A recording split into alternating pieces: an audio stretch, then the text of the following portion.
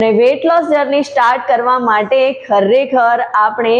એક સાચા ગાઈડન્સની જરૂર હોય છે અને સાચું અને હેલ્ધી વેમાં આપણે ગાઈડન્સ લઈએ તો આસાનીથી આપણે આપણું વધેલું વજન ઓછું કરી શકીએ છીએ અને એ પણ સુરક્ષિત રીતે અને આપના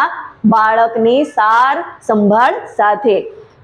વજન ઓછું કરવા માટે સૌથી પહેલા તો આપણે ઉતાવળ કરવાની બિલકુલ જરૂર નથી। ડિલિવરી પછી આપણે થોડો સમય લેવો ખૂબ જરૂરી છે, કેમ કે પ્રેગ્નન્સી દરમિયાન આપણી બોડીમાં ઘણા બધા ચેન્જીસ આવ્યા હોય છે અને ડિલિવરી પછી આપણી બોડી ઓટોમેટિકલી રિપેરિંગ મોડમાં હોય છે અને એવા સમયે આપણે બોડીને થોડો સમય આપવો ખૂબ જરૂરી છે। એ અંદરથી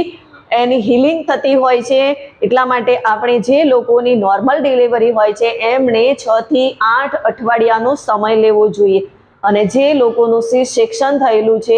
એ લોકોએ ડોક્ટરની ગાઈડન્સ પ્રમાણે વેટ લોસ જર્ની પર ફોકસ કરવું જોઈએ। અને સાથે સાથે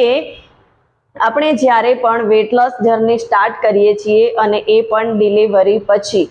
તો એટલું ધ્યાન રાખવું જોઈએ કે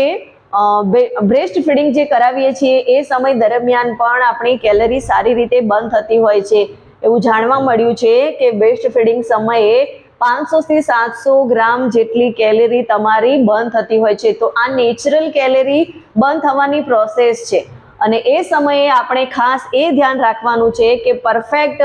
સંતુલિત આહાર લેવો ખૂબ જરૂરી છે। જો સહી પોષણ આપણે લઈશું તો ઓટોમેટિકલી આપણું વેટ લોસ જે છે એ હેલ્ધી વેમાં થવાનું છે અને આપણા શરીરની અંદર કમજોરી નહીં આવે। અને બીજું, ક્રશ ડાયટથી દૂર રહેવું જોઈએ, કેમ કે આપણે ક્રશ ડાયટ જો એ સમયે ફોલો કરીશું તો આપણે ઘણીવાર થાકનો પણ અનુભવ થતો હોય છે અને એના કારણે ચક્કર આવવા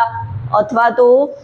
જે છે એ સારી રીતે મતલબ બ્રેસ્ટ ફીડિંગ જે છે જેટલું પ્રોપર ફીડિંગ આવવું જોઈએ એટલું ફીડિંગ પણ નથી આવતું। હોર્મોન ઇમ્બેલેન્સ પર પણ એની અસર દેખાતી હોય છે।